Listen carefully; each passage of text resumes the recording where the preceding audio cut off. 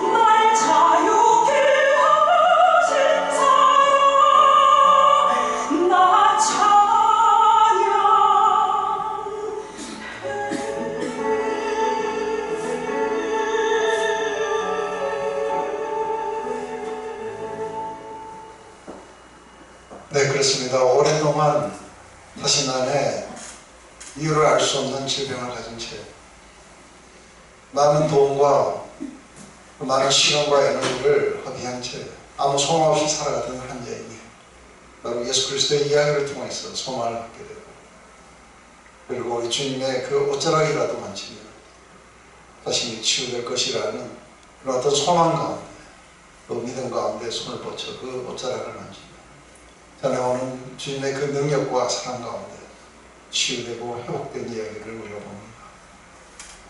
하나님 이야기뿐만 아니라 이 이야기는 우리들의 스스로이기도 합니다.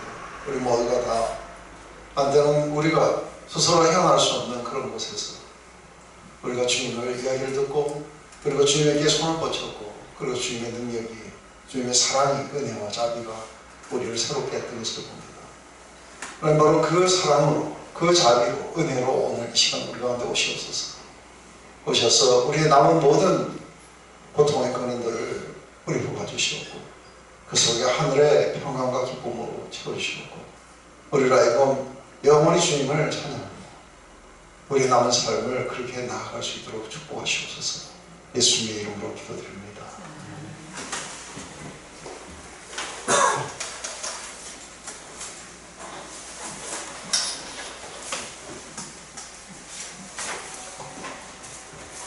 네, 우리 이제 오늘 42장 여기를 나가기 전에 다시 한번 우리가 성경을 볼 때는 이렇게 두 가지의 면으로 봐야 됩니다. 하나는 우리가 부분적으로 이것은 뭐를 의미하는가를 이렇게 보게 됩니다. 그런데 늘 부분적으로 그것을 해석해 나가고 해놓을 때 전체의 큰 그림에서부터 벗어나 버리면은 그러면 잘못된 해석으로 나옵니다.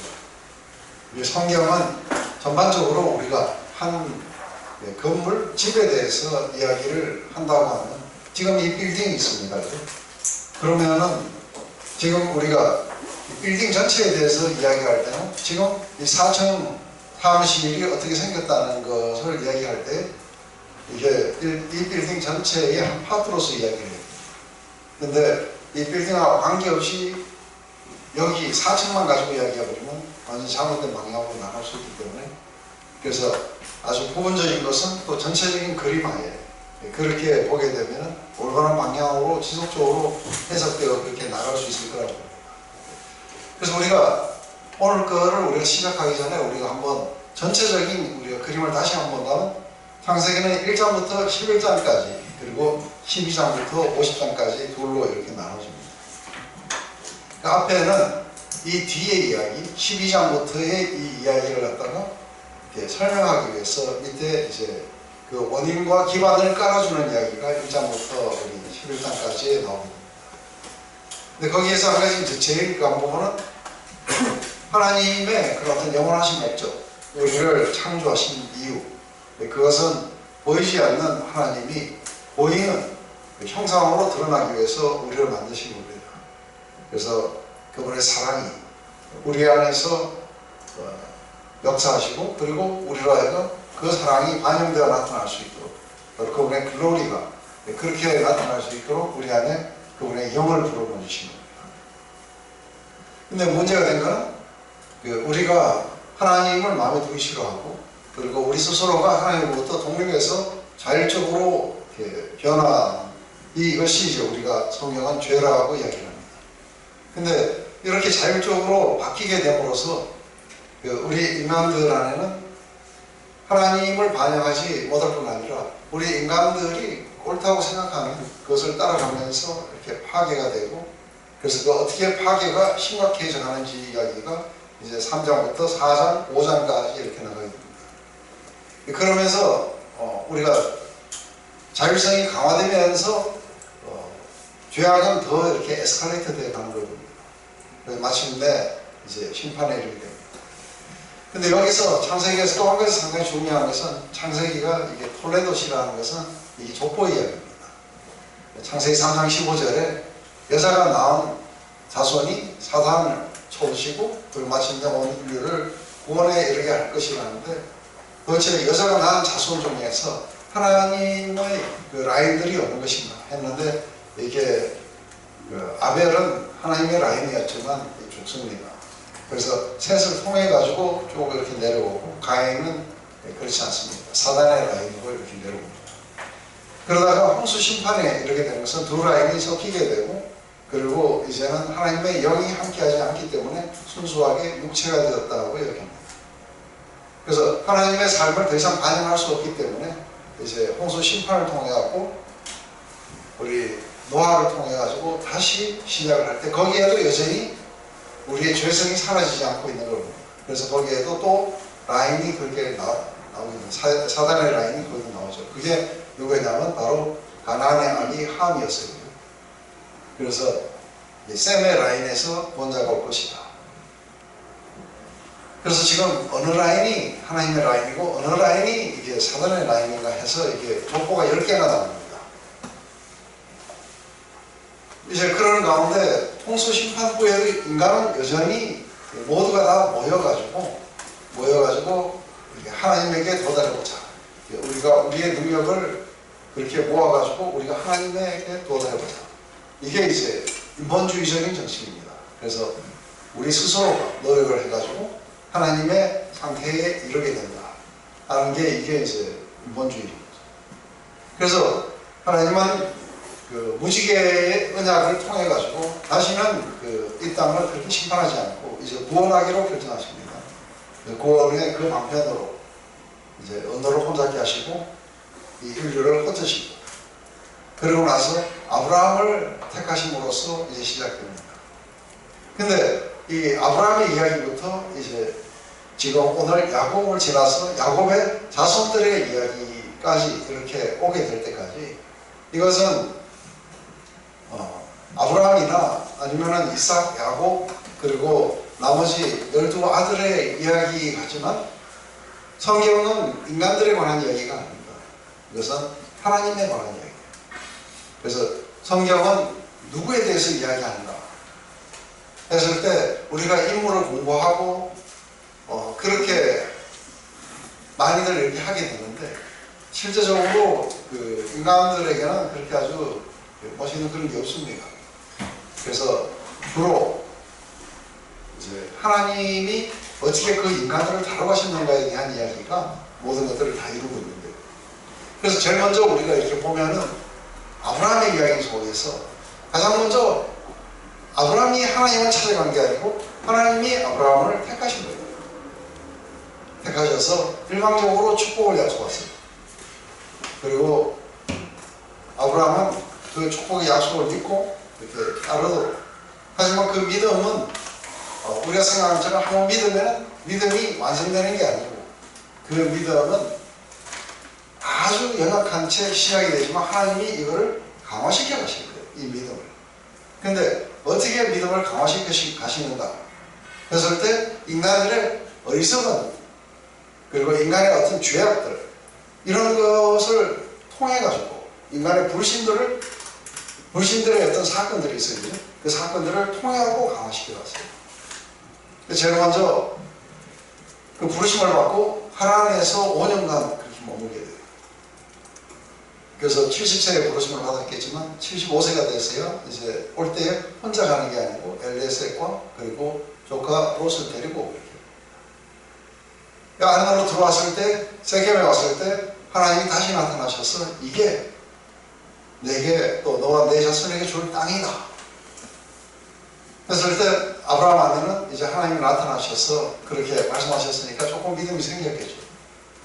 그런데 기근이 오게 되니까 자구책을 구합니다. 자신의 그 생존의 문제를 자기 스스로가 해결하려고 애국으로 내려가게 됩니다.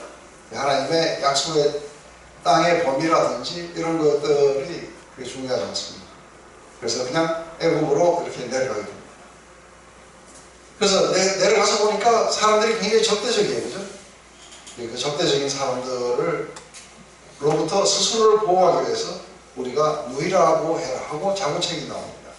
이런 걸 통해 가지고 수많은 자손이 나와야 되는 사라를 그렇게 빼앗기게 됩니다. 근데 하나님이 거기에 왜 개입을 하셨는가 하면은 하나님이 내가 너를 보호하고 너를 번성하게 하고 바다의 모래처럼 수많은 자손을 주겠고 이 땅을 주겠다고 약속하셨기 때문에 여기에 창세기에 굉장히 중요한 주제, 앞으로도 뭐 성경이 다 그렇습니다.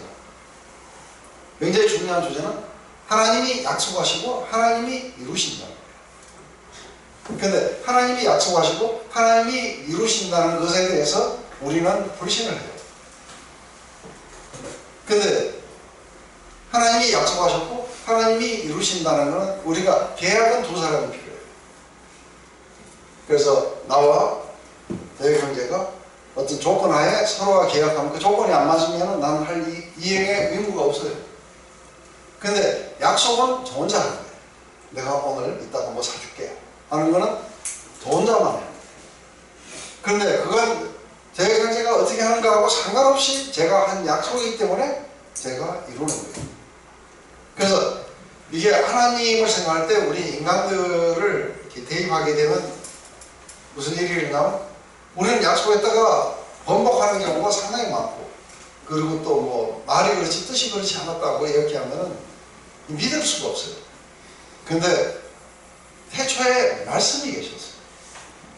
근데 그 말씀과 하나님은 분리가 되지 않아요. 그 말씀이 하나님이시고, 그래서 한번 말씀하시면은 그건 실행된 거예요. 그래서 이사야서 우리 그 55장에 내 길은 너희 길과 다르다. 그래서 내게서 나가는 이 말은 비나 눈이 와서 땅을 적시고 파종하고 그리고 열매를 맺어가고 할 때까지 돌아오지 않듯이 내가 내 입에서 나간 말은 꼭 그 열매를 맺고 돌아오게 될 거라고 말씀합니다. 근데 이렇게 돼야 하나님이 말씀하신 걸 우리가 트러스트하고 그대로 따라갈 수 있어요. 그래야 뭐가 일어나느냐면 하나님의 그 뜻이, 하나님의 글로리가 우리를 통해서 나타나게 됩니다. 근데 하나님이 말씀하신 그 약속의 말씀을 인간들은 처음에 불신함으로써 이게 타락으로 이렇게 갔던 것이죠. 그래서 하나님에게서 상당히 중요한 건 바로 자신이 택한 백성들에게 뭐를 보여주시냐면 하나님이 한번 말씀하시면 무조건 이루어진다. 그래야 이 백성들이 하나님의 말씀을 믿고 따를 수가 있고, 이게 하나님의 구원의 방법이에요. 근데 아브라함이 어리석음을 범했든 뭐하든 그거하고 아무 관계없어요. 왜요? 하나님이 약속하시고 하나님이 이루시는 것을 아브라함이 경험해봐야 돼요. 그래서 내가 너를 보호하고 너를 저주하는 자를 내가 저주하고 너를 축복하는 자를 내가 축복하겠다. 그래서 결국은 하나님이 개입하셔서 아브라함을 보호해 주시고, 그리고 바로는 별 잘못이 없고 속았는데 바로가 야단만. 그리고 아브라함이 기도해 주니까 말. 그러고는 응급육축을 많이 가지고 애굽에서부터 돌아오도록 해주세요. 근데 이 사건을 통해 가지고 아브라함에게는 믿음이 생긴 거예요. 그래서 우리가 보통 믿음이라 할 때 교리적 믿음이 있어요. 교리적 믿음이 십자가에서 우리의 모든 죄가 사했다든지 이런 것은 교리적 믿음이에요. 그런데 실제로 하나님과의 관계 안에서 오는 믿음이라는 거예요. 그것은 하나님이 우리 모든 삶을 돌보시고 계시다. 그래서 너희는 머리카락까지 샘바가 되었다. 그래서 염려하지 마라 하고 이야기하면 염려가 안 돼야 되는데 염려가 돼요. 왜냐하면 하나님의 보호하심을 말로만 알지 실제로 경험 못합니다. 근데 이렇게 자신의 삶 속에서 경험해 나가기 시작하면은 이제는 하나님이 말씀하신 것을 내가 들은 게 아니라 내가 경험한 거예요. 그래서 아브라함에게는 조금 더 하나님을 향한 이렇게 신뢰가 이렇게 생겨나기 시작해요.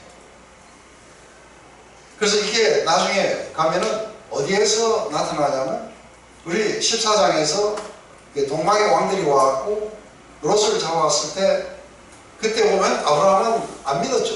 아브라함은 하나님의 보호하심을 안 믿고 자기 집에서 칼 쓰는 자 300명이나 길렀어요.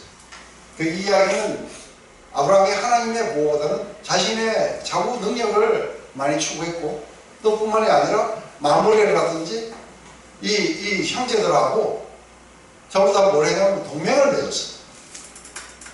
그래서 이게 헤브론이라는 뜻이 이게 동맹을 맺는다는 뜻이에요. 그래서 동맹을 맺어 이 연합군을 이끌고 올라가게 돼요. 근데 어쨌든 이렇게 전쟁에서 이기고 그리고 돌아올 때에 아브라함이 믿음을 나타내요. 근데 아주 확신 속에서 한 가지만은 자기가 아는 거예요. 한 가지만은 아는 게 뭐냐면 이게 소돔 왕이 그 사람을 보내고 그리고 탈취물은 네가 가져라 하고 이야기했을 때 아브라함은 자기가 부자가 된 거는 누구 때문에 된 거예요? 자기가 벌거나 노력하거나 그렇게 된 게 아니라 자기는 어리석은 짓을 한 거예요. 근데 하나님이 그 어리석음을 바꿔가지고 자기를 갖다가 부욕해 만들어 주시고 그래서 하나님이 자기를 축복해 주시고 그리고 자기가 앞으로 번성하게 될 것이고 그리고 자기가 아주 그렇게 위대한 자가 될 것이라는 것은 그것은 자기 어떤 노력이 있는 게 아니고 하나님이 자기를 그렇게 만들어 줄 거라는 걸 알게 돼요. 그래서 내가 너로 말미암아 부유하게 됐다는 것, 치국해 됐다는 것 그런 이야기를 들을까 겁난다. 그러면서 나를 부유케 하신 분은 하나님이라는 그 의미로 멜기세덱에게 10분의 1을 줍니다. 그래서 조금 이제 자기를 부유케 하시는 분은 하나님이시라는 건 확실해요. 이제. 그래서 이게 이제 재정 테스트가 이제 지나가는 거예요. 그 다음에 뭐가 나오냐면 그런데 이제 15장에 가면 나는 너의 지극히 커다란 상급이고 방편이라 하고 이렇게 하니까 그거는 뭐 알겠는데 그런데 뭐 그럼 자식은 어떻게 됩니까? 하고 내가 지금 가나안 땅에 온 지 10년이 됐는데 자식이 없지 않습니까? 자식 준다고 말만 하고 없지 않습니까? 그래서 내가 하란에서 데리고 온 엘리색이 내 자식이 될 겁니다. 아니다. 그거 아니다. 네 몸에서 날짜가. 이러면서 아주 약속하시고 또 맹세로 고기를 쪼개놓고 그 사이를 이렇게 지나갔어요. 근데 이때 16장에 가면은 우리가 하와가 선악과를 따먹고 아담을 유혹했듯이 이제는 사라가 선악과를 따먹고 아브라함을 유혹해요. 그래서 하나님이 약속하신 것을 인간이 이룰 수 있다는 거예요. 그래서 그 결과가 뭐냐면은 내가 애굽에서 나올 때 바로가 줬던 그 종이 하나 있어요. 그게 하갈이에요. 그래서 당신 몸에서 날짜 같으면 하갈을 취해서 자녀를 낳음으로써 그 언약을 이룰 수 있지 않느냐. 이게 이제 인본주의적인 그런 어떤 유혹이 누구로부터 나오냐면은 이게 하와로 나오듯이 이게 사라로부터 나와요. 그래서 그걸 그냥 받아갖고 따먹었던 아담처럼 아브라함도 그냥 받아먹게 돼요. 그래서 이스마엘을 낳게 돼요. 그래서 이게 아예 이게 막 뒤섞이게 되는 거죠. 뒤섞이게 되는 거예요. 그래서 이걸 갖다가 그 갈라디아서 4장에서는 이게 반응적 율법주의예요.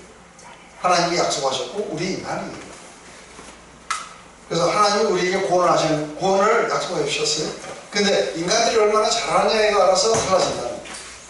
이게 반응적 율법주의로서 우리가 이야기를 하는 게 바로 이제 이스마엘의 이야기라고 갈라디아서 4장입니다.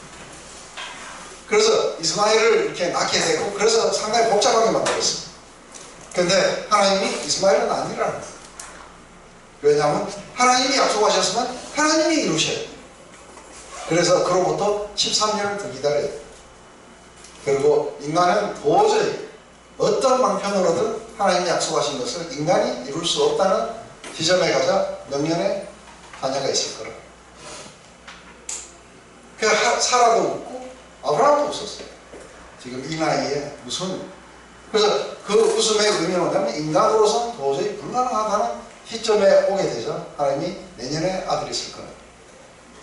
30년 전에 하신 그 약속을 이루시고 그리고 우리가 20장에 가면 사라가 아들을 낳습니다.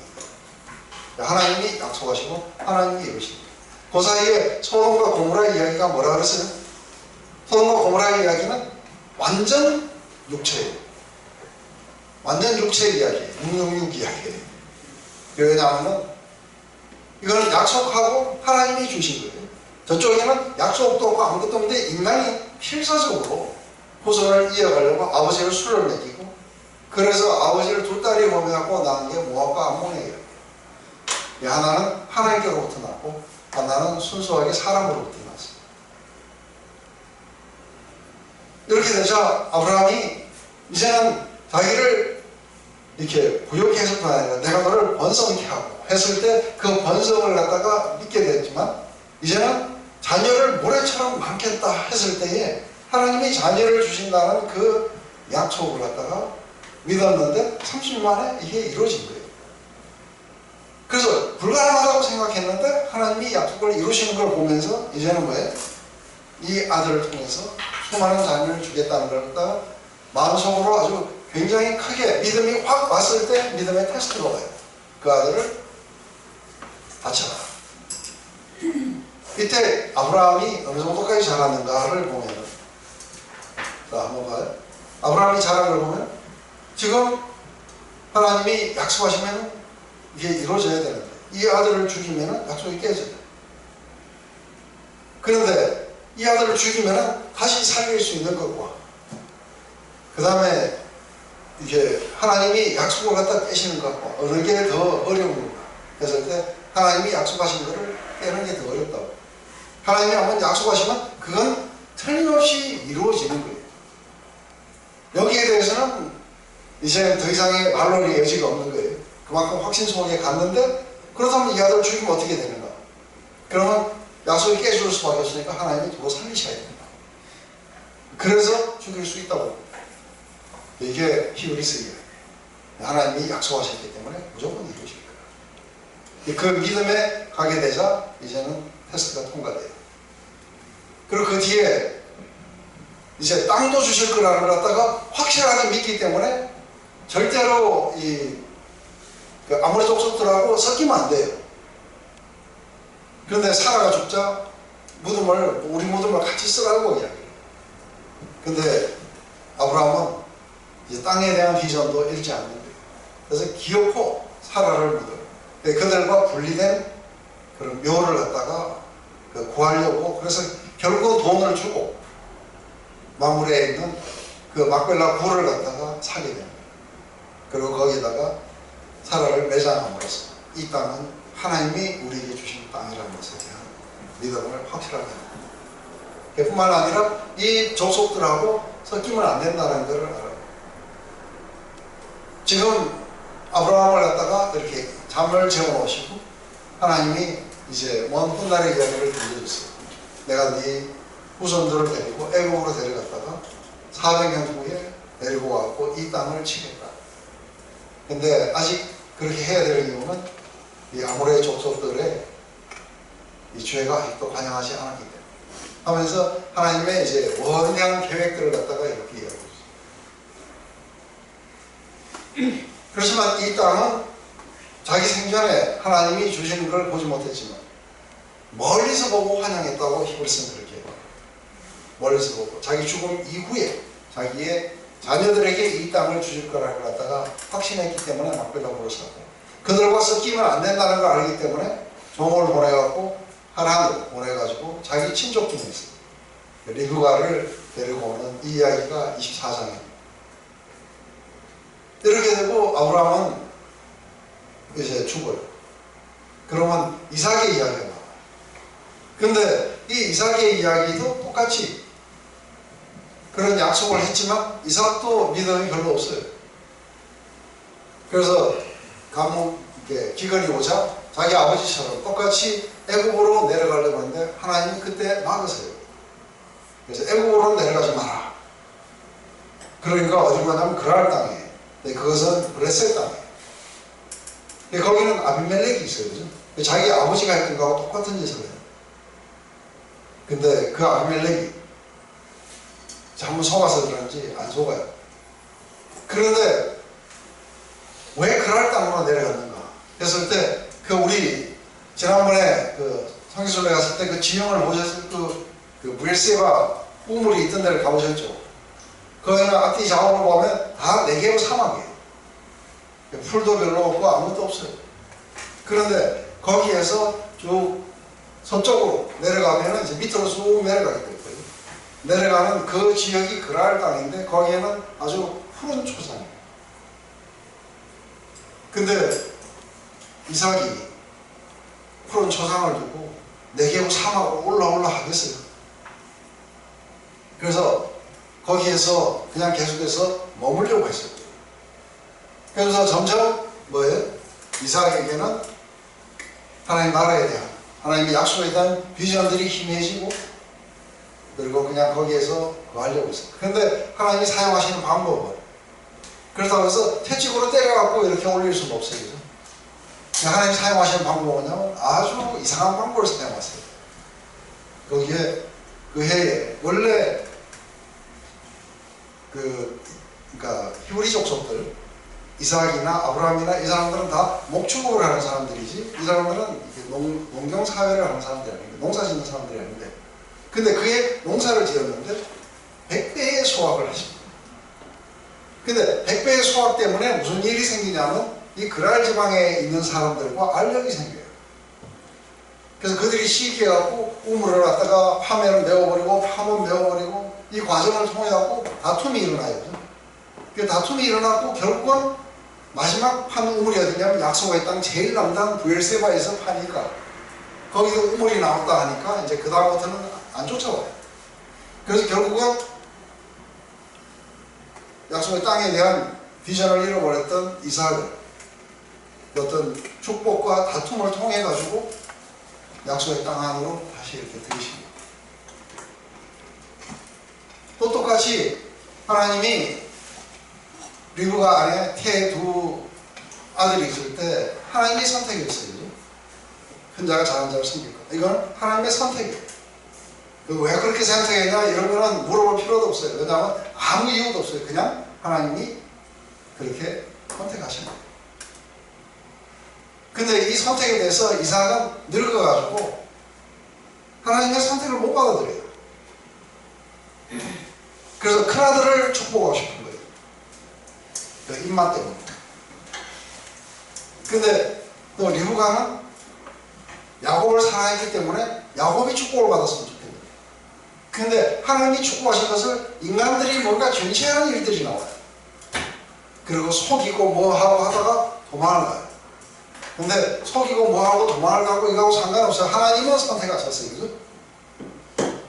그리고는 베델에서 나타나십니다. 도망가는 이 야곱에게 나타나셔서 네가 다시 마따나를 갔다가 다시 여기 올 때까지 내가 너를 지켜 보호하고 인도하겠다. 이것도 아무 조건이 없어요. 그냥 그렇게 인도하겠다. 그러자 야곱은 만약에 그렇게 해주신다면 하나님은 나의 하나님이 되고 오늘 이 돌무더기가 성전의 기둥이 될 것입니다. 이러고는 떠나가고 라반을 만나게 되고 거기에서 그 여러분 속아요. 라헬을 갖다가 사랑했고 그 라헬을 취하기 위해서 14년간 일을 하고 또 그 임금을 갖다가 10번이나 이렇게 속임을 받고 이러면 속에서 라반하고의 싸움들이 일어나고 거기에서 점 있고 아롱징을 하려고 나무껍질 벗겨갖고 어르륵한 거 이런 것들을 그 새끼 뱀 양들이나 염소한테 모여갖고 어떻게든지 뭐 이런 이상한 주술적인 이런 것들을 해요. 그러고는 이제 라반은 또 어떻게 절대로 아롱지고 이런 것들을 안 주기 위해서 순수 백색이나 까만색 뭐 이런 것만 놔둬놓고 그 아롱지고 이런 것들은 3일길을 저쪽에 하는 바람에 지금 둘이가 분리가 되어 있어요. 그러니까 요때가 뭐예요?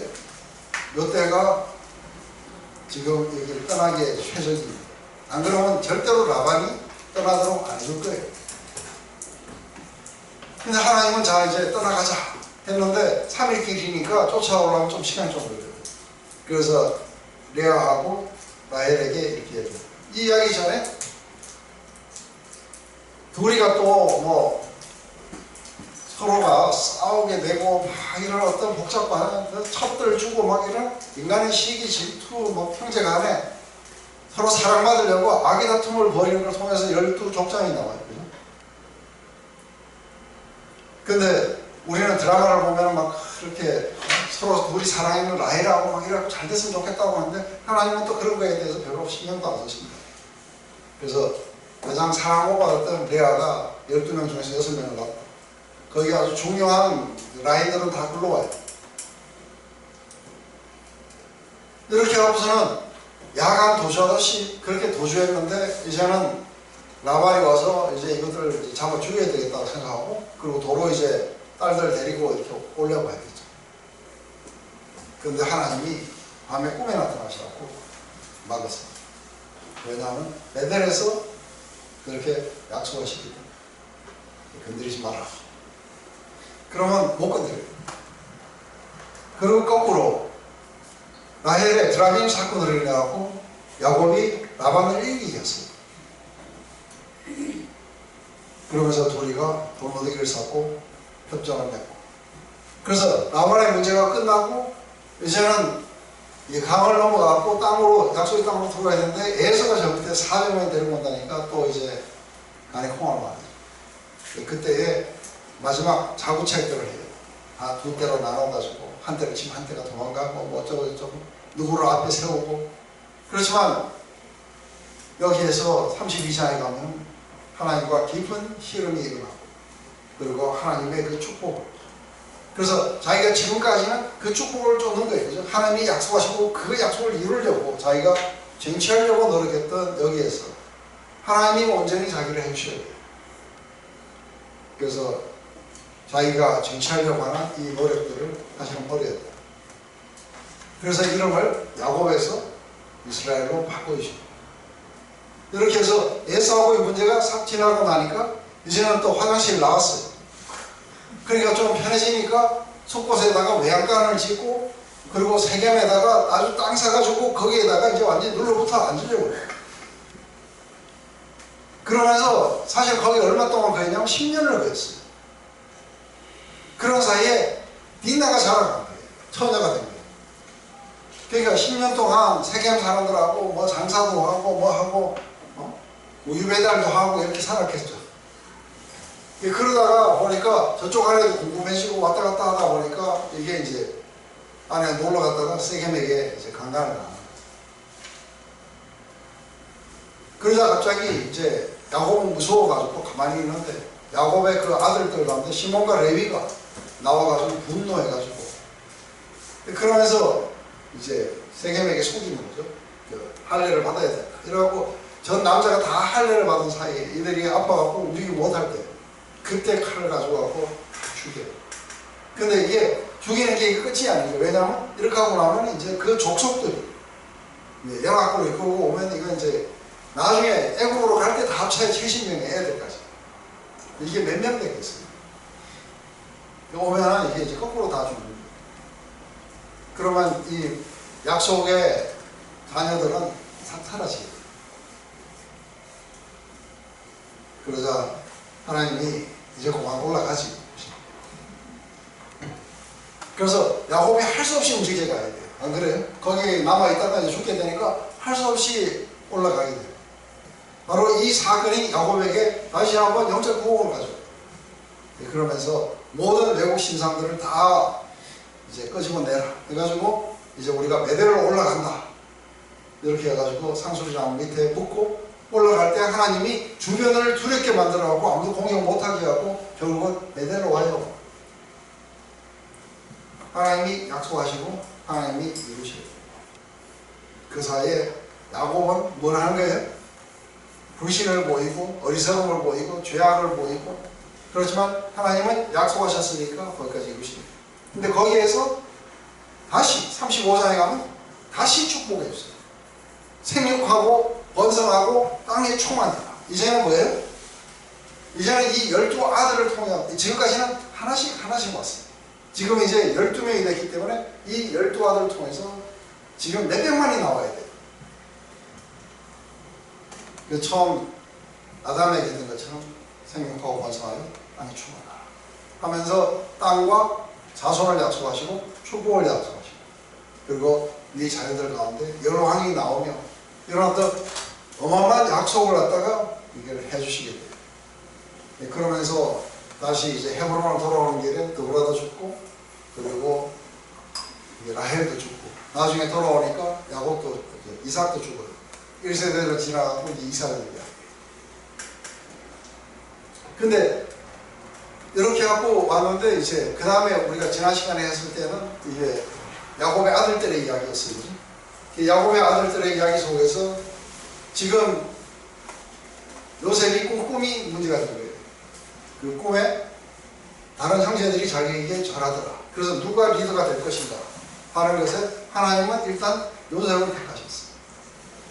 그렇게 되자 이제 그 요셉을 통해 가지고 뭔가 일어나야 되는데, 아브라함이 약속하신 것처럼 이렇게 애굽으로 또 이동도 해야 되는데, 이게 그냥 뭐 이렇게 다들 이민 가듯이 간 게 아니라 바로 이러한 꿈을 꾸게 되고, 또 아버지가 막 편을 해가지고 채색 옷을 입히고, 그러고 형들의 시기 질투를 일어나고, 이런 꿈 이야기를 해나고 더 미워하고 이러면서 이제 형들이 어떻게 되는지 보라 해갖고 보내니까 저희 꿈꾸는 자가 없는다. 우리가 저를 죽여버리면 지 꿈이 어떻게 되는지 보자 하면서 이 형제들이 그 꿈을 갖다가 거부하게 되고, 그런 어떤 시기 질투 속에 이걸 죽이려고 하다가, 그러다가 유다가 나와갖고 이거 뭐 죽이면 뭐하냐 팔자 이래가지고 애국으로 팔게 되면서 그 꿈을 이루게 되고요.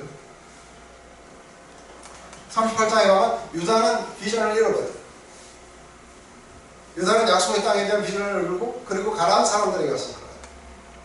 그리고 거기에서 가나안 여자를 취해가지고 자식을 갖다가 아들을 셋이나 낳아. 거기에 가나안 여자 다마를 취해가지고, 그런데 이게 두 아들이 죽고 마지막에 막내가 남았는데, 이게 난자 잡아먹는 여자다 해갖고 막내 아들을 죽이기를 두려워. 그래서 이걸 안 주게 되면은 이가 다른 데 장가를 못 보내. 결국은 뭐냐면 유다 라인이 여기서 끊어지게 돼요. 근데 이 다말이 왜 이방 여자가 이렇게 고집을 부렸는지, 자기 남편에게 충성되게 남고자 마지막에 기업 물을 자를 유다 자신으로 보고, 그리고 변장을 해갖고 속이고, 그래가지고 쌍둥이를 낳게 되고, 그래서 베레스와 세라. 그래서 이 베레스를 통해서 우리 메시아가 이렇게 오시는 라인, 다윗의 라인이 그렇게 갖고집니다.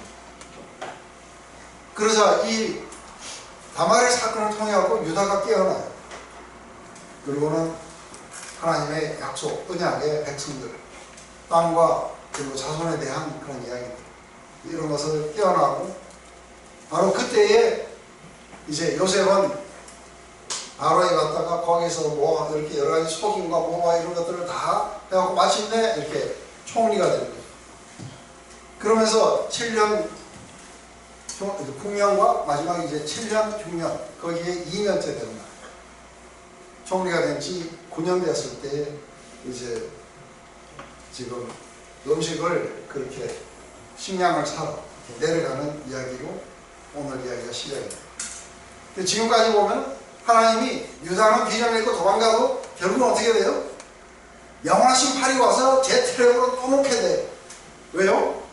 하나님이 약속하시고, 하나님이 택하시고, 하나님이 약속하시고. 그래서 로마서 8장에 그렇게 이야기하는 거예요. 하나님이 우리를 택하셨다면 누가 우리를 송사하고, 하나님이 우리를 위하신다면 누가 대적하게. 그게 하나님의 뜻입니다. 하나님이 우리를 용서하셨다면 누가 우리를 정죄할 수 있고, 하나님이 우리를 그렇게 사랑하신다면 누가 그걸 사랑해서 끊을 수 있냐? 뭐가 끊을 수 있냐? 어떤 것도 하나님의 택하심, 하나님의 용서, 하나님의 사랑에서 끊을 수 있는 게 없다.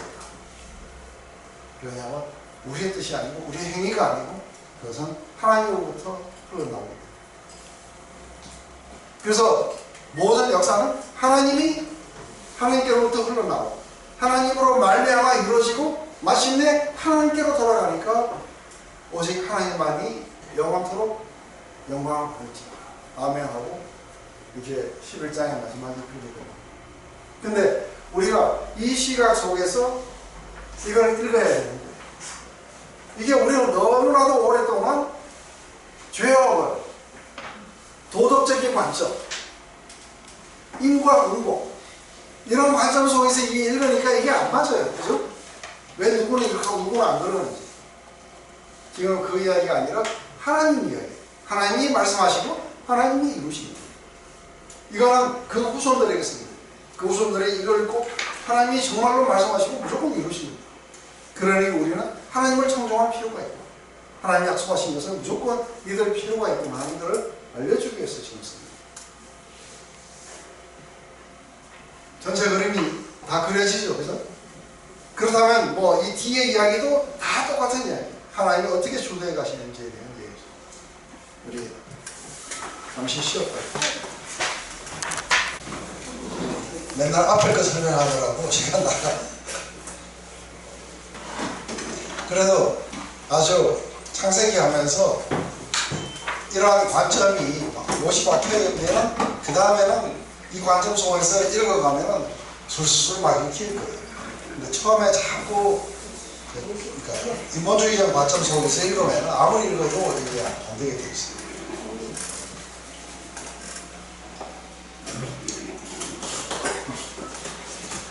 네, 이렇게 애국 땅에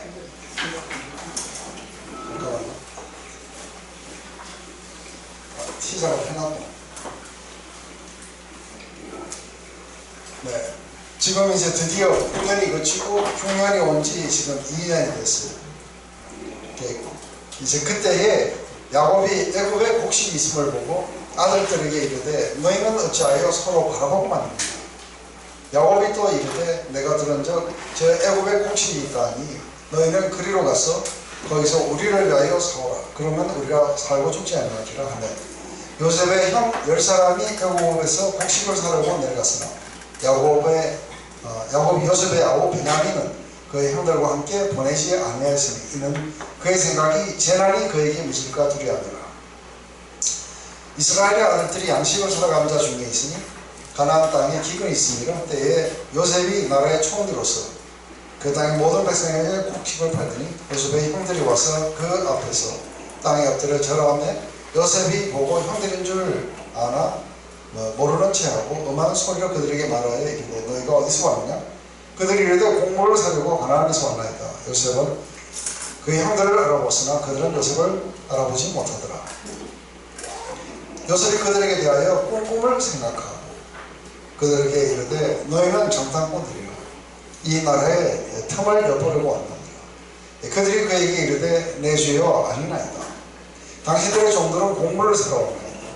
우리는 다 한 사람의 아들들로서 확실한 자들이니 당신의 종들은 정탐꾼이 아닙니다. 요셉이 그들에게 이르되 아니라 너희는 이 나라의 틈을 엿보러 왔느니라. 그들이 이르되 당신의 종 우리들은 12 형제로서 가나안 땅에 한 사람의 아들들이라 막내 아들은 오늘 아버지와 함께 있고 또 하나는 없어졌나이다. 요셉이 그들에게 이르되 내가 너에게 이같이 이르기를 너희는 정탐꾼이라 한 말이 이것이라. 너희는 이같이 하여 너희 진실함을 증명할 것이다. 바로의 생명으로 맹세하노니 너희 막내 아우가 여기 오지 않으면 너희가 여기서 나가지 못하리라. 너희 중 하나를 보내어 너희 아우를 데려오게 하고 너희는 갇혀 있으라. 내가 너희의 말을 시험하여 너희 중에 진실이 있는지 보리라. 바로의 생명으로 맹세하노니 그리하지 아니하면 너희는 과연 정탐꾼이라 하고 그들을 다 함께 3일을 가두었더라. 3일 만에 요셉이 그들에게 이르되 나는 하나님을 경외하노니 너희는 이같이 하여 생명을 보존하라. 너희가 확실한 자들이면 너희 중에 한 사람만 그 옥에 갇히고 너희는 곡식을 가지고 가서 너희 집안에 곤지름을 구하고 너희 막내 아우를 내게로 데리고 오라. 그러면 너희 말이 진실함이 되고 너희가 죽지 아니려 하니 그들이 그대로 하니라. 그들이 서로 말하되 우리가 아우의 일로 말미암아 범죄하였도다. 그가 우리에게 애걸 할 때에 그 마음의 괴로움을 보고도 듣지 아니하였으므로 이 괴로움이 우리에게 임하였도다. 루벤이 그들에게 대답하여 이르되 내가 너에게 그 아이에 대해서 죄 짓지 말라고 하지 아니했느냐. 그래도 너희가 듣지 아니했느냐. 그러므로 그의 핏값을 치르게 되었도다 하니 그들 사이에 통역을 세웠으므로 그들은 요셉이 듣는 줄을 알지 못하더라. 요셉이 그들을 떠나가서 울고 다시 돌아왔어. 그들과 말하다가 그들 중에서 시몬을 끌어내어 그들의 눈앞에서 결박하고 명하여 곡물을 그 그릇에 채우게 하고 각 사람의 돈은 그 자루에 돌을 넣게 하고 또 길 양식을 그들에게 주게 하니 그대로 행하였더라. 그들이 곡식을 나귀에 싣고 그곳을 떠났으니 한 사람이 여관에서 나귀에게 먹이를 주려고 자루를 풀고 본즉 그 돈이 자루 아귀에 있는지라. 그가 그 형제들에게 말하되 내 돈을 도로 넣었도다. 보라 자루 속에 있도다. 이에 그들이 혼이 나서 떨며 서로 돌아보며 말하되 하나님이 어찌하여 이런 일을 우리에게 하셨는가 하고 그들이 가나안 땅에 돌아와 그들의 아버지 야곱에게 이르되 그들이 당한 일을 자세히 알리어 아뢰되 그 땅의 주인 그 사람이 음하게 우리에게 말씀하시고 우리를 그 땅에 대한 정탐꾼으로 여기기로 우리가 그에게 이르되 우리는 확실한 자들이요 정탐꾼이 아닙니다. 우리는 한 아버지의 아들 12형제로서 하나가 없어지고 막내는 오늘 우리와 아버지와 함께 가나안 땅에 있나이다 하였더니 그 땅 주인인 그 사람이 우리에게 이르되 내가 이같이 너에게 확실한 자들임을 알리니 너희 형제 중에 하나를 내게 두고 양식을 가지고 가서 너희 집안의 굶주림을 구하고 너희 막내 아우를 내게 데려오라. 그리하면 너희가 정탐꾼이 아니요 확실한 자들임을 내가 알고 너희 형제를 너희에게 돌리니 너희가 이 나라에서 무역하리라 하리이다 하고 각기 자루를 쏟고 먼저 각 사람의 도뭉치가 그 자루 속에 있는지라 그들이 그들의 아버지가 도뭉치를 보고 다 두려워하더니 그들의 아버지 야곱이 그들에게 이르되 너희가 나에게서 내 자식들을 잃게 합니다. 요셉도 없어졌고 시몬도 없어졌거든 베냐민을 또 빼앗아 가고자 하니 이는 다 나를 해롭게 합니다. 지금 이제 하나님의 은혜신한 그 그레이스 속에 그분의 어떤 주도 속에 지금 애국으로 옮기는 그 이야기에 속에서 이런 일들이 지금 일어나고 있습니다. 그래서 이 과정을 우리가 보면은 가족이 흩어지고 흉년이 일어나고 그리고 세 번으로 나눠가지고 이집트로 가게 됩니다. 그런데 그 중에서 이제 첫 번째 다녀왔는 이야기인데 이 과정을 통해 가지고 하나님은 이 흩어진 과정들 가족을 갖다가 그리고 편애나 아니면 시기 질투나 이런 걸 싹 다 없애갖고 완전히 화합된 한 가정으로서 내려갈 수 있도록 그렇게 만들어 가실 겁니다. 그래서 또 여기에서 또 중요한 건 루벤은 자꾸 설득을 하고 뭘 하는데 안 돼요. 그런데 유다가 설득하고 아버지도 설득돼요. 그래갖고 결국은 또 이렇게 보내는 이야기가 이렇게 나오게 됐고요. 근데 지금 형들은 하나님의 은혜를 보지 못하면 어떻게 이걸 해석하고 있어요? 주술적 해석이에요. 우리가 20년 전에 잘못한 것 때문에 오늘 이 일을 겪는다 라고 이런 주술적 해석을 내리게 되는데 사실은 자신이 하나님의 그런 거대한 그 계획 속에 자신이 들어왔다는 건 도저히 인식할 수가 없었을 거다. 그리고 자기는 고난을 당하고 그래서 도뭉치가 거기 있게 되니까 깜짝 놀래요. 그죠? 깜짝 놀라면서 하나님이 어떻게 우리에게 이런 일을 행하시는 거 하고 막 그래요. 근데 나중에 그 보디바 요셉의 그 종의 집사의 이야기를 통해서 너희 하나님, 너희 아버지 하나님이 너희들에게 돈을 주신 거다 하고 이야기를 하는데 나중에 그 이야기를 들어도 사실 못 믿어요. 설마 하나님이 주셨겠냐.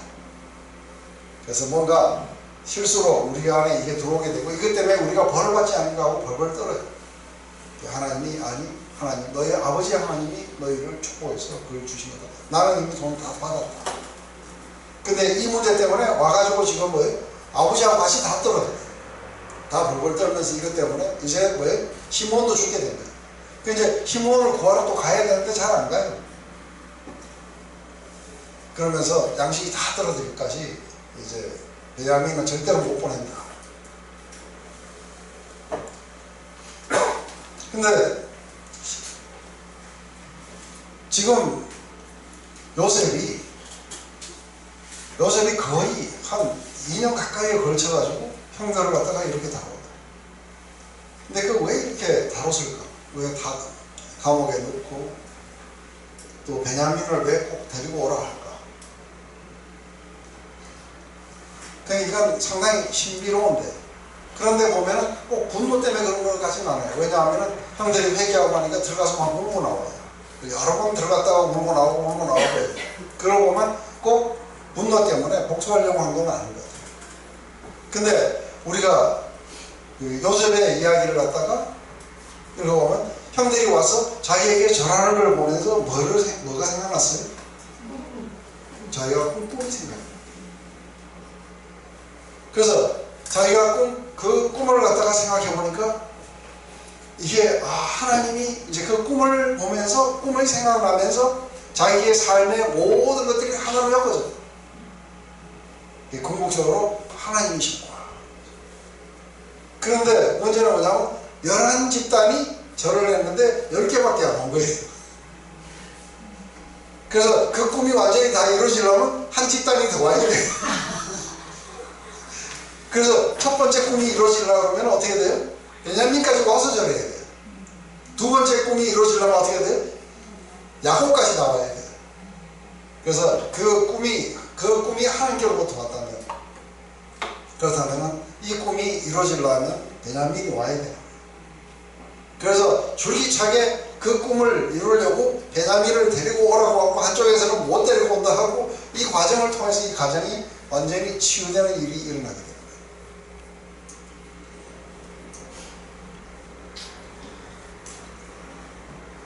그래서 아버지 집의 고난은 므낫세를 낳으면서 다 있었다고 해요. 그래서 우리가 지난 거기에 보면 두 아들 므낫세를 낳고는 하나님이 내 아버지 집의 모든 고난을 잊게 하셨다.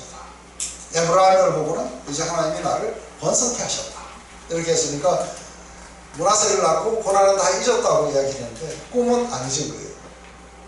그래서 이 꿈을 말미암아 그렇게 했을 것이라고 이제 생각되는 거죠. 그래서 계속해서 정탐꾼이다 뭐다 이런 이야기를 하면서 어떻게든지 장시간 베냐민을 이렇게 이제, 근데 하나님은 이 고집스럽게 그 꿈을 갖다가 이루려고 하는 이걸 통해 가지고 또 이제 그 하셔야 되는 그런 어떤 그 일들이 있겠죠. 그죠? 이제 루벤이 나옵니다. 루벤이 그의 아버지께 말하여 이르되 내가 그를 아버지께 데리고 오지 아니하거든 내 두 아들을 죽이소서. 그를 내 손에서 맡기소서. 내가 그를 아버지께 데리고 돌아오리다. 야곱이 이르되 내 아들은 너희와 함께 내려가지 못하니 그 형은 죽고 그만 남았습니다. 만일 너희가 가는 길에 재난이 그에게 미치면 너희는 내 흰머리에 슬퍼하며 서울로 내려가게 함이 되니라. 이러면서 지금 나머지 열 형제를 보면서 너희가, 그러니까 뭐라고 이야기하냐면 내 아들은 너희와 함께 가지 못한다 하고 이야기해요. 그러면서 내 아들이 누구냐 하면 요셉하고 베냐민밖에 없어요. 맞아요? 하나는 죽고 하나밖에 안 남았다고 이야기해요. 이런 이야기를 딱 들으면은 형제들이 그럼 우리는 하고 그 뭔가가 상처가 확 생길 수도 있어요. 안 그래요? 그럼 뭐 지금 하나 죽고 하나밖에 안 남았다는데 그럼 우리 뭐냐 하고 그런데도 기어코 이제 그 아들을 데려가야 되는 게, 그렇지 않으면 시몬이 지금 거기서 갇혀 있고 그리고 이제 굶어 죽어요. 근데 그때 이제 유다가 나와요. 그죠? 그 땅이 기근이 심하고 그들이 애굽에서 가져온 곡식을 다 먹으면 그 아버지가 그들에게 이르되 다시 가서 우리를 위하여 양식을 조금 사오라. 유다가 아버지에게 말하여 이르되 그 사람이 우리에게 음히 경고하여 이르되 너희 아우가 너희와 함께 오지 않으면 너희가 내 얼굴을 보지 못하리라 했으니 아버지께서 우리의 아우를 우리와 함께 보내시면 우리가 내려가서 아버지를 위하여 양식을 사려리라. 아버지께서 만일 그를 보내지 아니하시면 우리가 내려가지 아니하리니 그 사람이 우리에게 말하기를 너희 아우가 너희와 함께 오지 않으면 너희가 내 얼굴을 보지 못하리라 했습니다.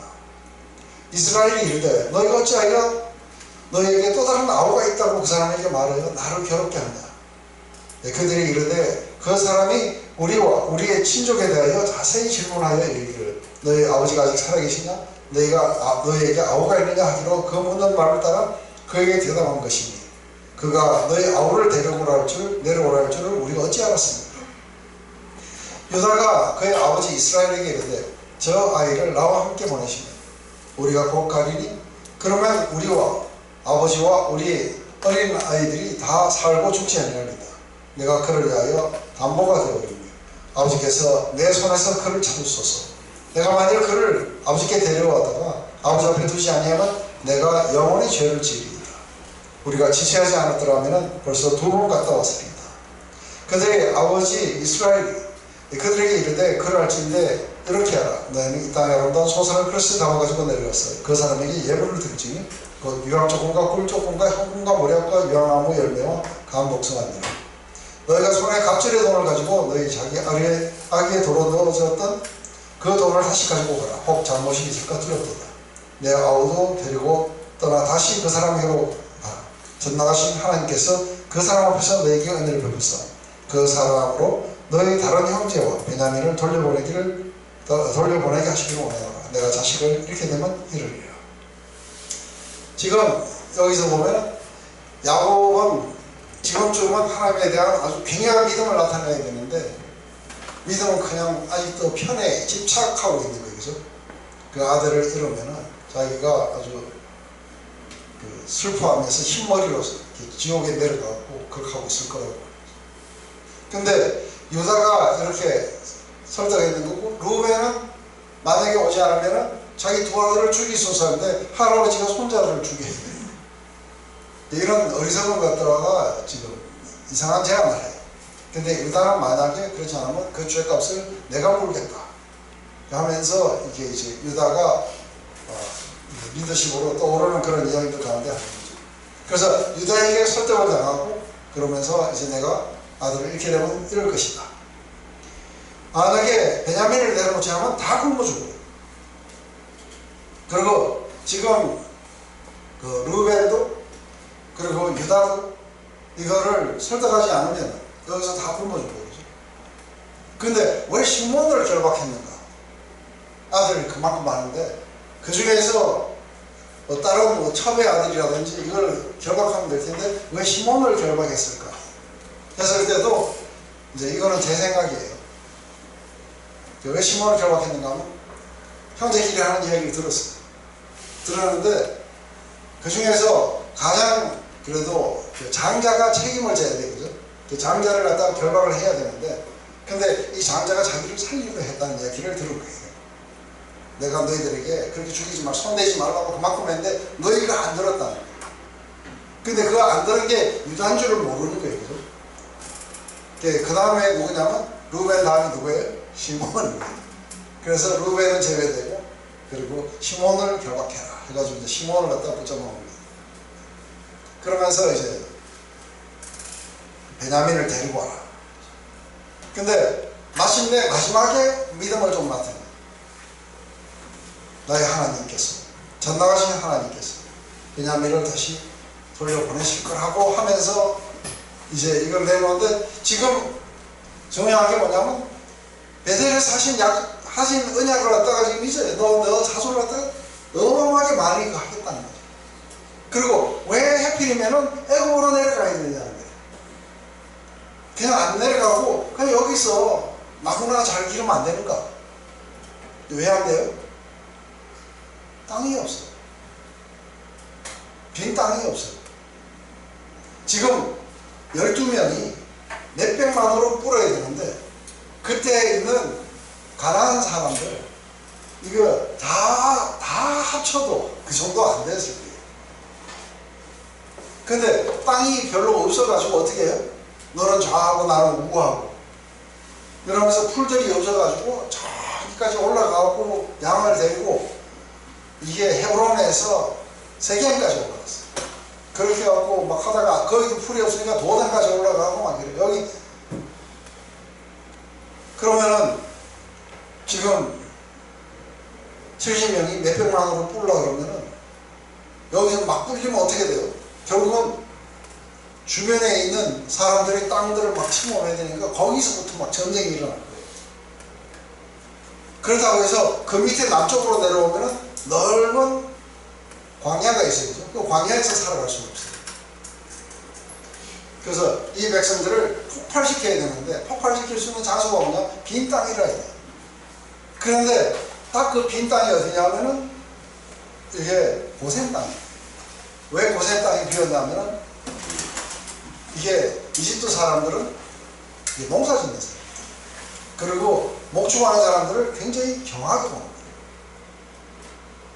그래서 고센 땅은 목축하기에 좋은 땅이지 이게 농사 짓기에 좋은 땅이 아닙니다. 그래서 나중에 요새 이 고센 땅하고 이제 이야기하게 돼요. 근데 고센 땅에 오면은 빈 땅에 이들이 마구 폭발하는데 이게 애국처럼 그렇게 큰 나라도 이게 인구 폭발하니까 위협을 느껴요. 그런데 가나안에서 그랬으면은 이게 끝나는 문제예요. 그래서 지금 거리로 옮기셔갖고 마구 정식을 시키셨어요. 땅에 생육하고 번성하여 땅에 충만하라. 그래서 이제는 정해졌어요. 12아들. 그리고 이제는 나고 백성들이 늘어나는 이야기들이 이렇게 나오게 돼요. 근데 그리로 옮겨가는 이 과정 속에서 이들은 하나님의 그런 원대한 계획 속에 지금 자기 할아버지에게 이상 가운데 나타나셔갖고 그렇게 옮기셔갖고 400년 동안 거기에서 어마어마하게 불려갖고 이렇게 다시 오게 될 거라고 이미 다 말씀하셨어요. 근데 내려가는 방식이 이상한 거예요. 이들은 뭐밖에 안 보여요? 하나님의 그 계획은 안 보여요. 오직 보이는 거는 지금 곡식을 먹고 사느냐 죽느냐. 그리고 이게 지금 요셉을 잃어버리고 시몬도 잃어버리고 이제 베냐민까지 잃어버리는 거 아니냐 어쩌냐고 그거 가지고 하면서 하나님 살려달라고 기도하고 지금 그렇게 하고 있어요. 그러면서 베델에서 하신 그 언약을 지금 사실은 잘 못 믿거든요. 근데 그나마 그래도 그한 거는 전능하신 하나님께서 이 아들을 돌려보내실까 하면서 근데 이 아들은 죽을 수가 없어요. 왜요? 하나님의 계획 속에 12족장 가운데 이게 하나인 거예요. 12지파 가운데 한 지파가 나와야 되는데 그렇지만 인간들은 그 자신들이 보는 것으로 하다 보면 틀렸죠. 그렇지만 마침내 이제 내가 이러면 이렇게 될 것이다 하고 하나님 앞에 자신을 갖다가 내 어떤지는 이 일이 일어나게 돼요. 야곱에게서. 그리고 베냐민이 놔지고 그러면서 편애가 사라져요.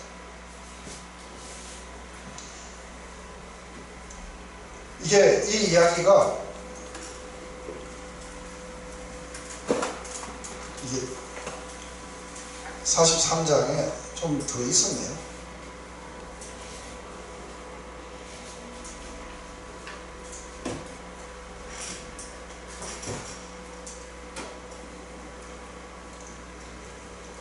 그 형제들이 예물을 마련하고 갑절의 돈을 자기들의 손에 가지고 베냐민을 데리고 애굽에 내려가서 요셉 앞에 서니라. 요셉은 베냐민이 그들과 함께 있음을 보고 자기의 청지기들에게 이르되 이 사람들을 집으로 인도하여 드리고 짐승을 잡고 준비하라. 이 사람들이 정오에 나와 함께 먹을 것이니라. 청지기가 요셉에 명하는 대로 그 사람을 요셉의 집으로 인도하니 그 사람들이 요셉의 집으로 인도되매 두려워하여 이르되 전번에 우리 자루에 들어있던 돈의 일로 우리를 끌려들은도다. 이런 우리를 억류하고 달려들어 우리를 잡고 노예로 삼고 우리의 나귀를 빼앗으려 하미로다 하고 그들이 요셉의 집 청지기에게 가까이 나아가 그 집 문 앞에서 그에게 말하여 이르되 내 주여 우리가 전번에 내려와서 양식을 사가지고 여관에 이르러 자루를 풀어본즉 각 사람의 돈이 전에 그대로 자루 안에 있기로 우리가 도로 가져왔고 양식 살 다른 돈도 우리가 가지고 내려왔나이다. 우리의 돈을 우리의 자루에 넣은 자가 누구인지 우리가 알지 못하나이다. 그가 이르되 너희는 안심하라. 두려워하지 말라. 너희 하나님 너희 아버지의 하나님이 재물을 너희 자루에 넣어 너희에게 주신 것이니라. 너희 돈은 내가 이미 받았느니라고 시몬을 그들에게로 이끌어내고 그들에게 요셉의 집으로 인도하고 물을 주어 발을 씻게 하고 그들의 나귀에게 먹이를 주더라. 그들이 거기서 음식을 먹겠다 함을 들었으므로 예물을 정돈하고 요셉이 정오에 오기를 기다렸더니 요셉이 집으로 오매 그들이 집으로 들어가서 예물을 그에게 드리고 땅에 엎드려 절하니 요셉이 그들의 안부를 물으면 너희 아버지 너희가 말하는 그 노인은 안녕하시냐 아직도 생존해 계시느냐. 그들이 대답하되 주의 종 우리의 아버지가 평안하고 지금까지 생존하는다 하고 머리를 숙여 절하더라. 요셉이 눈을 들어 자기의 어머니의 아들 자기 동생 베냐민을 보고 이르되 너희가 내게 말하는 너희 작은 동생이 이 아이냐? 그가 또 이르되 소자여 하나님이 내게 은혜를 베푸시기를 원하노라. 요셉이 아우를 사랑하는 마음이 복받쳐 급히 울 곳을 찾아 안방으로 들어가서 울고 얼굴을 씻고 나와서 그 정을 억제하고 음식을 차리라 하며 그들이 요셉에게 따로 차리고 그 형제들에게 따로 차리고 그와 함께 먹는 애국 사람에게도 따로 차리니 애국 사람은 히브리 사람과 같이 먹으며 부정을 입었습니다. 그들이 요셉 앞에 앉되 그들의 나이에 따라 앉으니 그들이 서로 이상하게 했더라. 요셉이 자기 음식을 그들에게 주되 베냐민에게는 다른 사람들보다 5배나 주매 그들이 마시며 요셉과 함께 즐거워하였다. 지금 이제 이 베냐민의 이야기 속에서 이게 보면 지금 결국은 이제 우리가 인간적인 관점 속에서 봤을 때 자기가 여기 잡혀왔던 거는 아버지의 피곤했 때문이었어. 그거에다가 플러스 자기가 꿨던 꿈을 갖다가 함부로 말하고 이렇게 함으로써 형의 시기를 이렇게 하고 이렇게 여기까지 왔어요. 그죠? 근데 지금 베냐민을 데려오라고 하고 난 후에 이제 음식을 먹을 때 베냐민에게는 좋은 음식을 5배나 줘요. 그러면 지금 형들이 저것도 널 사랑받는 놈은 또 여기 와서도 사랑받네. 그래서 나머지 10명은 재수 없어요. 그죠? 그래서 어디 가서 찬밥 주세요. 그런데 나중에 보면 함께 같이 먹고 마시면서 즐거워했다. 지금 5배 주든 뭐하든 상관없어요. 지금 중요한 거예요. 자기들이 그냥 살아서 빨리 고향으로 돌아갔으면 좋겠는 거예요. 그래서 베냐민이가 5배를 주든 뭐하든 이런 거 중요한 건 우리 전부 다 살아가지고 양식 가지고 시몬하고 같이 집으로 돌아가는 거에 아마 돼 있을 거라고.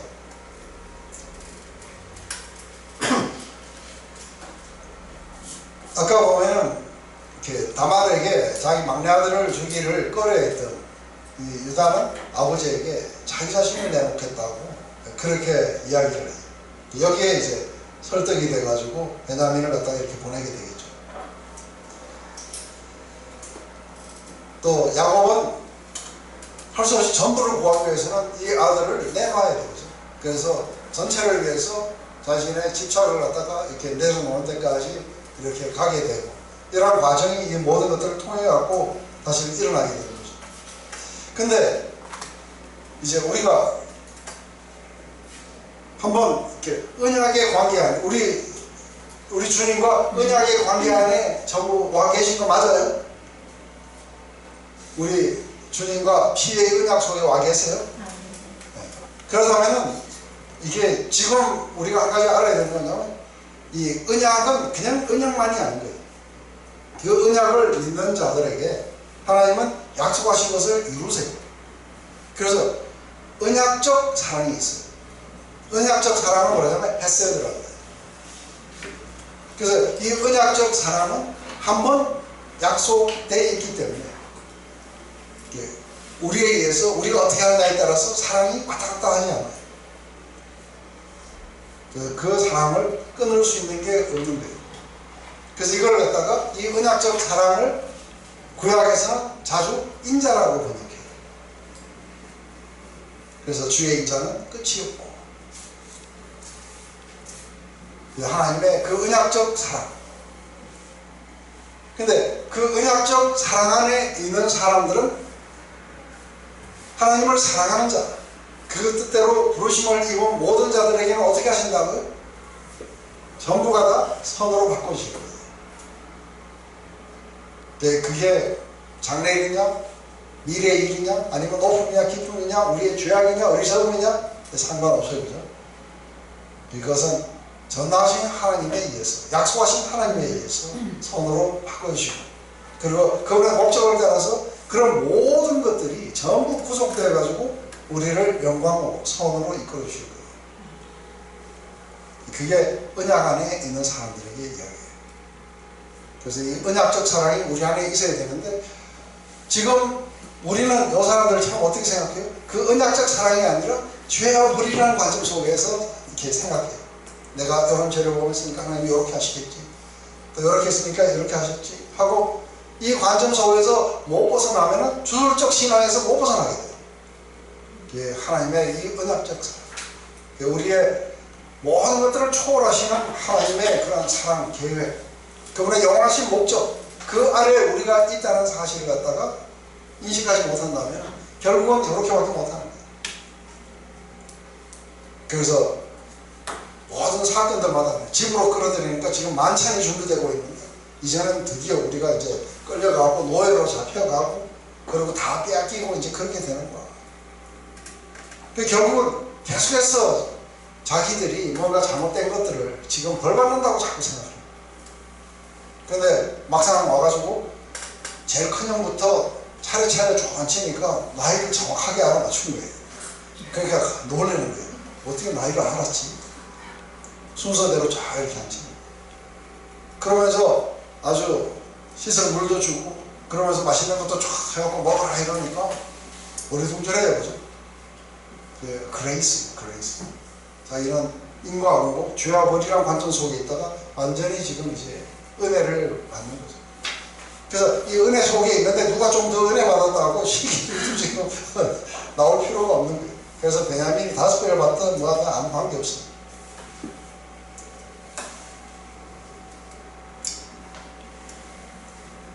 이게 언약에 신실하신 하나님은 지금 여기에서 하나님이 이렇게 하셨다는 이야기 하나도 안 나와요. 그렇지만 이 비하인드 씬에 이 장면 뒤에서 하나님이 지금 바로의 꿈을 사용하시고 그리고 요셉에게 준 꿈을 생각나게 하시고 그 꿈을 이루기 위해서 베냐민을 데려가 오라고 하고 이러한 모든 과정을 통해 가지고 하나님이 지금 그렇게 만들어 가시는 겁니다. 그러면서 파괴적인 가족이 서로 이렇게 뭉쳐지게 되고 돈을 돌려주고 그러면서 정직하게 뭐 또 시침이 톡 떼고 이죠. 그렇게 하지도 않고 이거 얼마나 이렇게 다시 이제 사랑으로 뭉쳐진 그런 가족으로 이렇게 떠오르게 되는 거죠. 이제 우리 44장에 가면은 이제 중요한 얘기죠. 요셉이 그의 집 청지기 명하에 이르되 양식을 각자의 자루에 응원할 수 있을 만큼 채우고 각자의 돈을 그 자루에 넣고 또 내 잔 곧 은잔을 그 청년의 자루에 넣고 그 양식값도 돈도 함께 넣으라며 그가 요셉의 명령대로 하고 아침에 밝을 때 사람들과 그들의 나귀를 보내더라. 그들이 성읍에 나가 멀리 가기 전에 요셉이 청지기에게 이르되 일어나 그 사람들이 뒤를 따라가서 그들에게 이르기를 너희가 어찌하여 선을 밖으로 먹느냐 이것은 내가 주인이 가지고 마시며 늘 잠치는 데 쓰이는 것이 아니냐 너희를 같이 하니 악하도다 하라. 청지기가 그들에 따라서 그대로 말하냐 그들이 그에게 대답하여 하되 내 주여 어찌하여 이렇게 말씀하시나이까 당신의 종들이 이런 일을 결단코 아니합니다. 우리 자리에 있던 돈도 우리가 가나안 땅에서부터 당신에게 가져왔거늘 우리가 어찌 당신의 주인의 집에서 은금을 도둑질하리까 당신의 종들 중에 누구에게서 발견되든지 그는 죽을 것이요 우리는 내 주의 종들이 됩니다. 그가 이르되 그러면 너의 말과 같이 하리니 그것이 누구에게도 발견되면 그는 내 종이 될 것이요 너희는 죄가 없으리라. 그들이 각기 급히 자루를 땅에서 넣어놓고 자루를 각기 푸니 그가 나이 많은 자에게서부터 시작하여 나이 적은 자에게 조사하며 그 잔이 베냐민의 자루에서 발견된지라.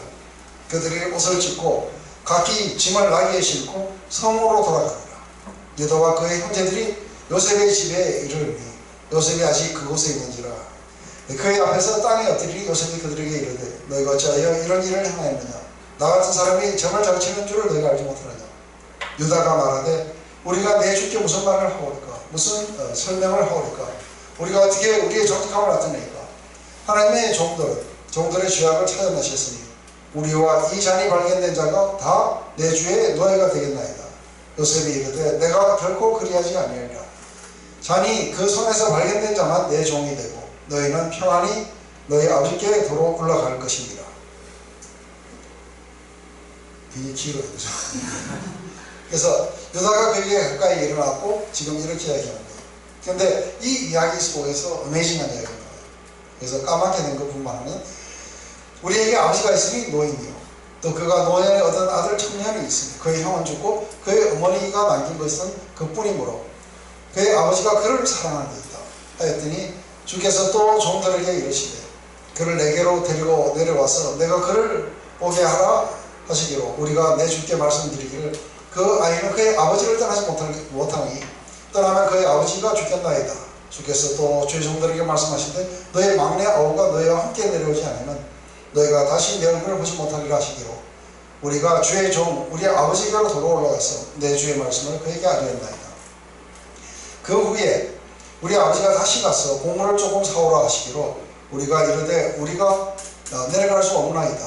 우리의 막내 아우가 함께 가면 내려가려니와 막내 아우가 우리와 함께 가지 아니하면 그 사람의 얼굴을 볼 수 없습니다.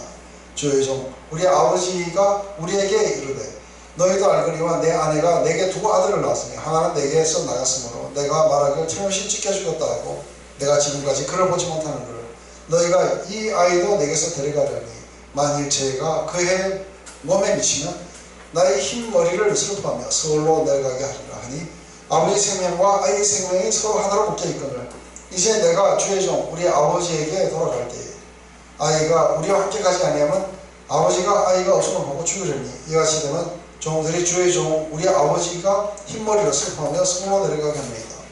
주의 종이 내 아버지에게 아이에 담보하기를 내가 이를 아버지께로 데리고 돌아오지 아니하면 영영이 아버지께 죄짐을 지리다 하였사오니 이제 주의 종으로 그 아이를 대신하여 머물러 있게 하고 내 주의 종이 되게 하시고 그 아이는 그의 형제들과 함께 올려보냈소서. 그 아이가 나와 함께 가지 않으면 내가 어찌 내 아버지께 올라갈 수 있습니까? 두렵건대 제가 내 아버지에게 미침을 보리이다. 여기서 보면은 한 가지 어메이징한 게 뭐예요? 편애 때문에 요셉을 애굽에다 팔자고 제안했던 게 유다였어요. 근데 지금 드디어 찬스가 왔어요. 왜냐하면은 아버지의 사랑받는 막내 아들까지도 제 옆에 온 거예요. 그런데 이게 지금 은자 때문에 붙잡혔어요. 그러면 그냥 빠이빠이 해버리면 끝이에요. 그러면 아버지의 그 편애받던 두 아들은 다 이렇게 사라지게 되고, 그러고 돌아가고 늘 우리를 갖다가 남의 자식 취급했던 아버지도 죽으면 이제 끝이에요. 왜냐하면 지금 다 나이가 다 40대 넘어가가지고 다 자기 자녀들도 있고 다 있어요. 그래서 옛날같이 그랬더라면 아마 지금 베냐민을 없앨 수 있는 아주 절호의 찬스입니다. 근데 달라져요. 이게 또 어메이징하게 뭐냐면 자식들을 남의 자식 취급하면서 그 두 아들만 편애하는 그 아버지를 위해서 싸우고 있어요. 그리고 편애를 받는 그 아들을 위해서 자신을 내놓겠다고 나오는 게 이게 유다의 이야기예요. 이게 옛날하고 완전히 달라진 거예요. 옛날은 그 편애 때문에 팔자고 제안합니다. 이제는 편애하는 아버지와 편애받는 그 아들을 위해서 자신의 목숨을 담보로 내놓겠다고, 그렇게 지금 이야기를 하고 있는 거예요. 이걸로서 유다가 변화를 입었다는 걸 우리가 알게 돼요. 리딩된 것이죠. 그래서 베냐민의 죽음은 아버지의 죽음과도 같다. 그래서 지금 여기서 상당히 강조하게 있는 건 뭐냐면 아버지에게 미친 영향, 그리고 자기가 아버지에게 약속한 것. 그래서 만약에 데리고 오지 못하면 내가 영영이 죄를 지겠습니다. 이렇게 하는 것이 이제 요셉의 마지막 이 방어선을 갖다가 이렇게 무너뜨리게 되고, 그러면서 이제 자기 자신을 밝히게 되고 전부 데려오라고 그렇게 이야기하는 거죠. 요셉이 시종하는 자들 앞에서 그 점을 억제하지 못하여 소리 질러 이러면서 이제 요건 안 읽겠습니다. 나는 당신들의 아우 요셉이니 당신들의 애굽의 판자라. 당신들이 나를 이곳에 팔았다 해서 근심하지 마소서. 한탄하지 마소서. 하나님이 생명을 구원하시려고 나를 당신들보다 먼저 보내셨나이다. 이 땅에 2년 동안 흉년이 들었으나 아직도 5년을 맛가리도 못하고 추수는 못할지라. 하나님이 큰 구원으로 당신들의 생명을 보존하고 당신들의 후손을 이 세상에 두시려고 나를 당신보다 먼저 보내셨나니 그런즉 나를 이리로 보낸 이는 당신들이 아니요 하나님이시라. 하나님이 나를 바로에게 아버지로 삼으시고 그 온 집에 주로 삼으시며 애굽의 온 땅에 통치자로 삼으셨나이다. 당신들은 속히 아버지께로 올라가서 아뢰기를 아버지 아들 요셉의 말에 하나님이 나를 애굽의 전국의 주로 세우셨으며 지체 말고 내게 내려오사 아버지의 아들들과 아버지의 손자들과 아버지의 양과 소와 모든 소유가 고센 땅에 머물며 나와 가깝게 하소서. 흉년이 아직 5해가 있으니 내가 거기서 아버지를 공양하리이다. 아버지와 아버지의 가족과 아버지에 속한 모든 사람에게 부족함이 없도록 하겠나이다 하더라고 전하소서. 당신들의 눈과 내 아버지 베냐민이 눈이 보는 바 당신들에게 이 말을 하는 것은 내 입이라. 당신들은 내가 애굽에서 누리는 영화와 당신들이 본 모든 것을 다 내 아버지에게 알리고 속히 모시고 내려오소서 하며 자기 아우 베냐민의 목을 안고 오니 베냐민도 요셉의 목을 안고 오니라. 요셉이 그 형들과 입맞추고 안고 오니 형들이 그제서야 요셉과 말하니라. 지금 이제 자신들을 갖다가 이렇게 밝히는데 여기서 이제 그 아주 어메이징한 이야기예요. 요거예요. 이야기를 들었을 때 유다 형들은 무슨 생각을 했을까? 유다나 형들은 어떤 생각을 했어요? 자기들이 질투에 눈이 멀어가지고, 시기의 질투에 눈이 멀어가지고 그 동생을 갖다가 죽이려고 하다가 그냥 돈을 받고 팔았어요.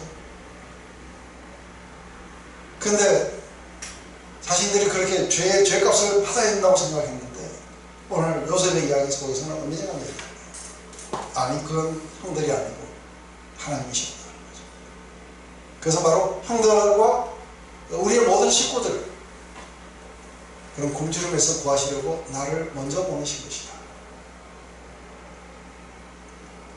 지금 자신들은 자신들의 죄에 대한 그런 대가를 치른다고 지금 생각하고 있는데, 근데 다른 이야기가 된 거예요.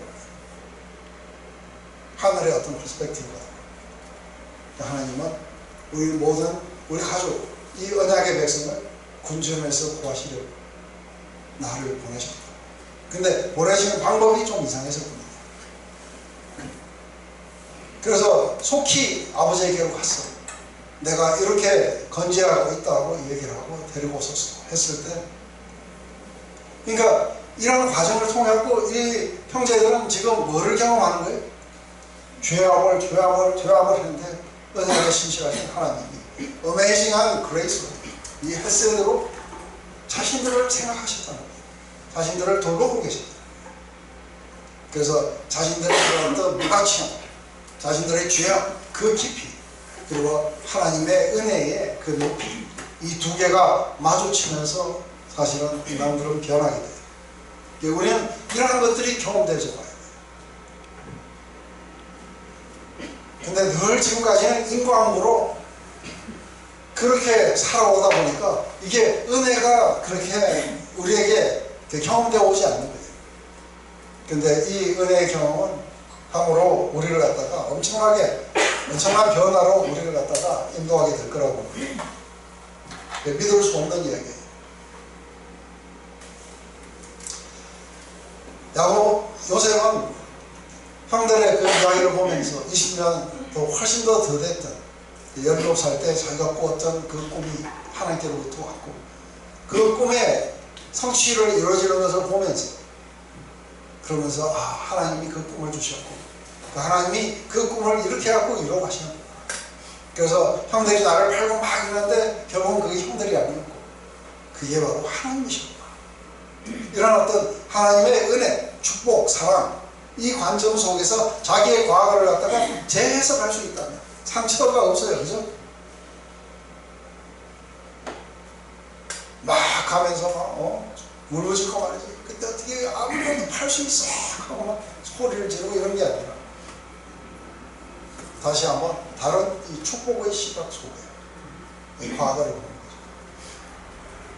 이게 사실은 이제 우리가 영성훈련을 들어가면 회상기도라는 게 그런 거예요.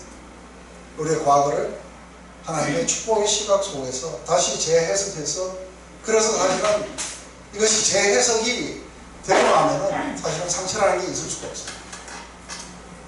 왜냐하면 이 모든 것들을 하나님이 그분의 뜻을 갖다가 이루신 한 방편으로 일어나고 있었다는 것을 이렇게 보게 됩니다. 이러한 이해를 가지게 되면 상처만 치유되는 게 아니라 좀 더 하나님의 섭리의 사실을 완전히 열게 돼요.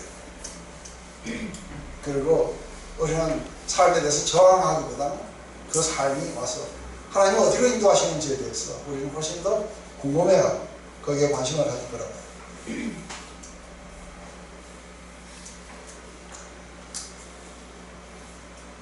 요셉은 자기가 잃어버린 존재지만 그래도 요셉이 형들에 의해서 기억되고 있고, 그리고 마침내 12 그 아들에게 함께같이 있다는 걸 보게 됩니다. 이제 뒤의 이야기는 간단합니다. 요셉이 왔다는 이야기를 듣고 그러면서 바로가 와서 너희 아버지와 너희 가족을 이끌어 내게로 오라. 내가 너에게 애굽의 좋은 땅을 주니 너희가 나라의 기름진 것을 먹으리라. 이래가지고 이제 그 명령을 따라서 잔뜩 선물을 싣고 이제 가게 되죠. 근데 밑에서 두 번째 아들이 형들 보고 길에서 싸우지 말라고 해요. 제일 많이 가는데 싸우지 말고 그러면 이제 그들이 애굽에서 올라와 가나안 땅으로 들어가서 아버지 야곱에게 이르러 알려 이르되 요셉이 지금까지 살아있어 애굽 땅의 총리가 되었다이다. 야곱이 그 말을 믿지 못하여 어리둥절하더니 그들이 또 요셉이 자기들에게 부탁한 모든 말로 그에게 말하네. 그들의 아버지 야곱은 요셉이 자기를 태우러 보낸 수레를 보고서야 기온이 소생한지라 이스라엘이 이르되 조카도다. 내 아들 요셉이 지금까지 살아있으니 내가 죽기 전에 가서 그를 보내라. 야곱은 어떤 생각을 했을까요? 야곱은 그 편의 속에서 그 아들 지키고 뭐하고 애지중지하고 채색 옷 입고 이런 짓을 했어요. 그죠? 그리고 다른 여자들에게 시기술길이라고 이래가지고 그걸 죽이고 팔고 이렇게 했는데 하나님은 그걸 고소하셔서 자기 온 집안을 갖다가 굶주리면서 구하시려고 그래갖고 총리까지 되게 하셔서 오늘날 자기들이 왜 금수레를 타고 지금 그리로 가게 됩니다.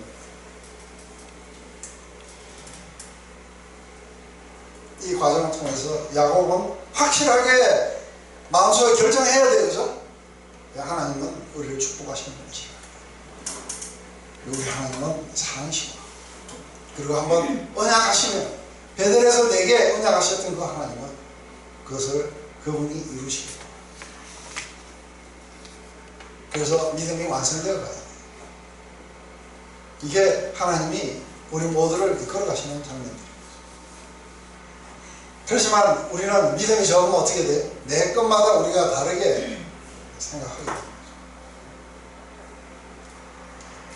이 과정이 왔다 갔다 하는 이 모든 과정들은 사실은 하나님의 그런 어떤 주권 속에서 움직이고 있어요. 그렇지만 인간 각각은 각각이 자기 자유의지를 가지고 미워하고 뭐하고 앞에서 그냥 내가 대신 죽겠습니다 하고 이런 이야기들을 하고 지나가요. 그런데 이런 모든 것들을 통해서 그들을 아름다움의 길로, 선의 길로, 그리고 그분의 백성의 길로 이렇게 인도도 하시고 그분의 목적도 이루시고 그러면서 인간들에게는 뭐를 심어주시는 거예요? 하나님이 얼마나 약속에 심어주신 하나님이신지, 그 언약 안에 있다는 게 도대체 어떤 건지 그것에 대해서 확신한 믿음을 갖다가 심어주시게 되면 그 뒤로는 어떻게 되는 거예요? 그 하나님의 그 약속을 따르게 되는 거예요. 그러면서 하나님의 그 목적은 일어납니다. 바로 이게 우리 안에 형성될 때까지 영원하신 팔이 우리를 계속해서 인도해 가실 거예요. 그래서 우리가 혹시 잃어버린 바 될까봐 그렇게 염려할 필요가 없는 게 뭐예요? 그것은 잃어버린 바 되고 끝까지 오셔서 찾아서 우리를 제 길로 돌려놓으시고 아무도 내 손에서 빼앗아갈 자가 없다. 근데 우리는 자구체간에서 우리는 벌벌 떨어요. 안 그래요? 혹시 내가 잃어버리면 어떡할까요? 엄마 어디가 버렸는지 막 찾고 그래요. 그런데 그 책임은 아이에게 있는 게 아니고 어머니에게 있어요. 그렇듯이 우리를 부르시고 우리를 그렇게 인도해 가시는 분이 그분이시라는 거예요. 그분이 우리의 목자시라면 목자의 능력이 달린 거예요. 이게 거꾸로 돼야 돼요. 그래야 우리 안에는 인본주의적인 것들이 사라져요. 하나님의 은혜의 역사에 대해서 우리가 열리기 시작합니다. 이게 없다 하면은 사실은 이런 게 없다 하면은 만약에 하나님이 그렇게 움직이시지 않는다면 시시껄렁한 이야기들을 밖에 없는 거예요. 안 그래요? 이런 이야기들을 우리가 뭐 공부해야 될 이유가 어디 있겠어요? 이제 무슨 뭐 드라마도 막장 드라마 같은 그런 이야기들을 우리가 보는. 그런데 이런 시시껄렁한 이야기를 하나로 묶어주는 이야기가 있어요. 그게 바로 하나님의 이야기. 그 속에 이러한 모든 이야기들은 의미들을 찾아가기 시작합니다. 그리고 마침내 이 모든 이야기들이 바로 하나님이 우리를 그렇게 인도해 가시는 그런 삶, 그 커다란 계획의 한 파트들이었다는 것을 우리가 이해하게 되는 거죠.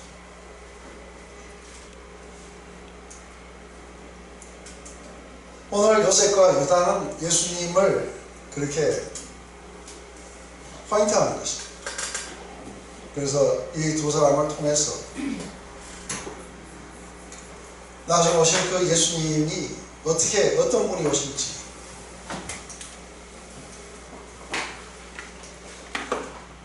오늘 우리가 이런 어떤 하나님의 다함이 없는 그런 어떤 그분의 높으신 뜻들, 계획들, 그리고 그분의 약속, 언약, 이 관점 안에서 우리의 삶을 갖다가 그분 앞에 이렇게 내려놔야 돼요.